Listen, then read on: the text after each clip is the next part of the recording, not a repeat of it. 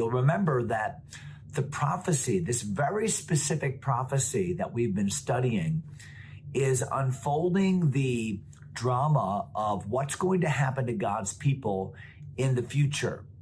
Now, this is obviously Daniel's future, because for us, this is all past. So Daniel has already learned that the Persian Empire will end.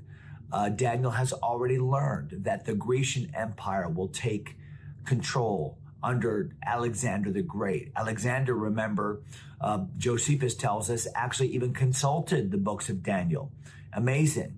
And then the Grecian Empire will be divided into 4 sections, but 2 of those sections are featured pretty largely here in Daniel chapter 11, and that would be the king of the south, Egypt, and the king of the north, Syria. And of course, the Holy Land right smack dab between the middle of those 2, and therefore being kind of pulled back and forth by the jockeying for power by these two secular powers.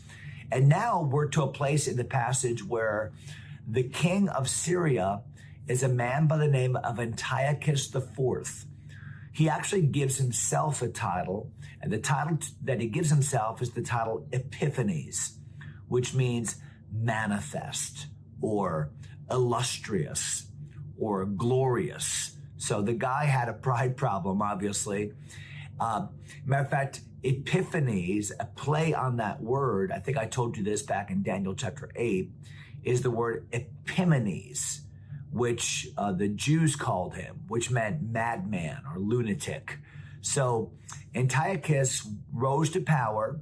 He assassinated his brother to gain power. And we pick up his story in verse 21. So look at Daniel 11 and in verse 21, where the Bible says, and in his estate.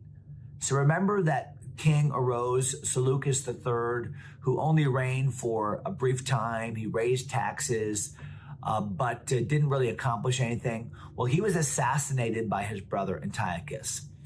And the Bible says in verse 21, and in his estate shall stand up a vile person. So that's the first description of Antiochus, a vile person, to whom they shall not give the honor of the kingdom, but he shall come in peaceably and obtain the kingdom by flatteries.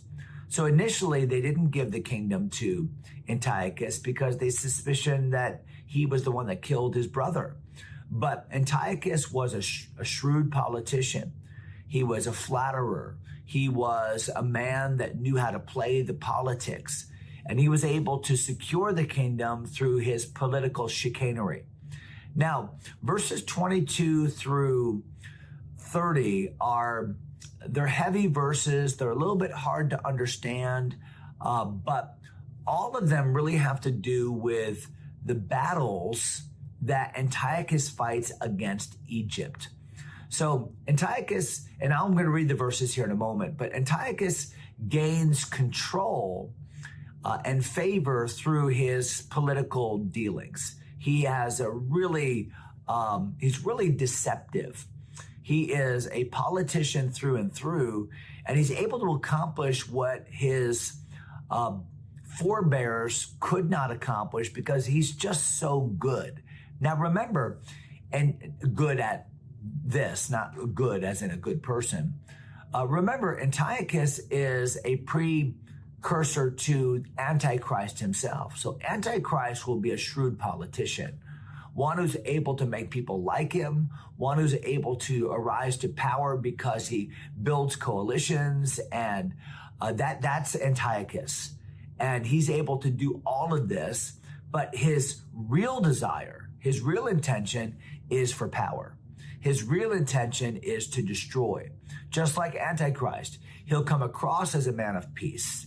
He'll come across as a man that makes sense and tells you what you want to hear. But ultimately, his design is very, very evil.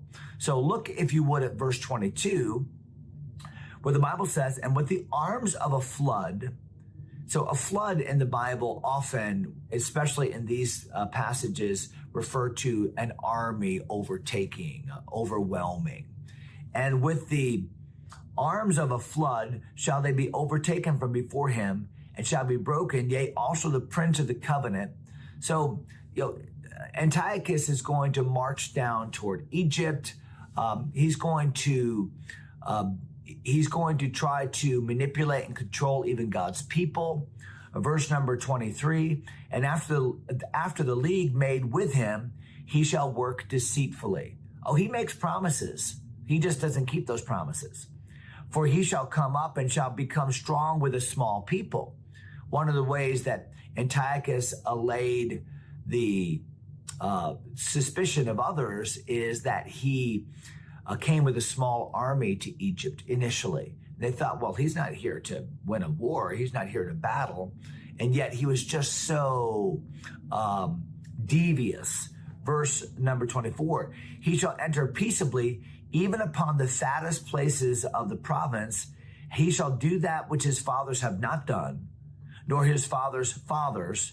He shall scatter among them the prey and spoil and riches. Yea, he shall forecast his devices against the strongholds, even for a time.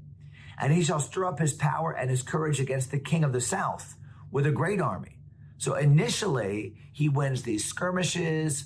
He wins some battles. He gains some booty from spoil of war, and he divides it among others. So everybody is liking this guy. He has a series of wins and victories. People want to align themselves with him. But all of this has an end game. And now we're seeing he takes his forces. He goes down to Egypt, verse number 25, and he shall go against the king of the south with a great army. And the king of the south shall be stirred up to battle with a very great and mighty army, but he shall not stand, for they shall forecast devices against him. Yea, that feed of the portion of his meat shall destroy him. His army shall overflow. Many shall fall down slain. So the king of the south will raise up his army, but he's going to lose. See, this initial battle, it's just Antiochus is winning. He's winning. He's winning. And then this first campaign against Egypt, he's winning. And even though it's a huge battle, and it could go either way, Antiochus emerges victorious. The Jews back in the Promised Land actually hear a report that Antiochus gets killed in this battle. And that's an important thing to remember, because they rejoice, because they don't like the control of Antiochus. They don't like the fact that they've tried to subjugate them. So when they hear that this Antiochus has been killed, they're happy and they rejoice. That's going to come back to haunt them. Look at verse 27. And both these kings' hearts shall be to do mischief. They shall speak lies at one table, but it shall not prosper, for yet the end shall be at the time appointed. Verse 28, then shall he return. In other words, you can't believe the peace treaty. You can't believe the deals that they're striking with each other. Antiochus just really, there's only one thing that you can really trust about Antiochus, and that is that he's untrustworthy, and that he is a glutton for power and control and praise. Remember, he names himself Antiochus the Glorious, Antiochus Epiphanes. Now, look at verse 28. He shall return into his land with great riches. His heart shall be against the holy covenant. And I know I've gone a little bit quickly this morning, but I wanted to get here because remember I said the Jews thought that he had died in this first battle against the Egyptians, and he had not. Well, they rejoiced. Antiochus heard about that, and he was livid.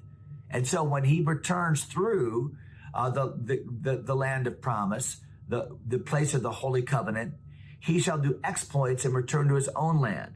So the idea there is historically that he came back and he killed like 40,000 Jews. Why? Because he was upset that they were rejoicing in his death. And so he's sending them a message. Hey, Jews, you're under me. You work for me. You're under my control. And even though the victory in Egypt wasn't a complete victory, he's going to have to come back and fight them again. He had enough power and riches and prestige that he's looking at these little Jews like, who do you think you are? And it's just such a great clue as to how the Antichrist one day will be so upset with the Jews. Why would the Antichrist be so upset with the nation of Israel? Because they will have resumed worship of Jehovah God. They will not give their allegiance to him. And when all the other countries seem to get it, the Jews are being faithful to their God, and Antiochus is just livid about all of it. Verse number 29, at the time appointed, he shall return and come toward the south, but it shall not be as the former or as the latter. In other words, there's coming a time when Antiochus will go back to Egypt, fight a second battle, but it's not going to work out the way the first battle worked out. We'll talk about that tomorrow. I know some of what we've said today is confusing, but know this: God cares for his people. God's predictions are always true. And what is past is also prologue. What we see in the pride of Antiochus and its ultimate destruction is what we will see one day in the pride of Antichrist and his ultimate destruction as well. I hope that helps. Have a great day today. God bless you, my friends.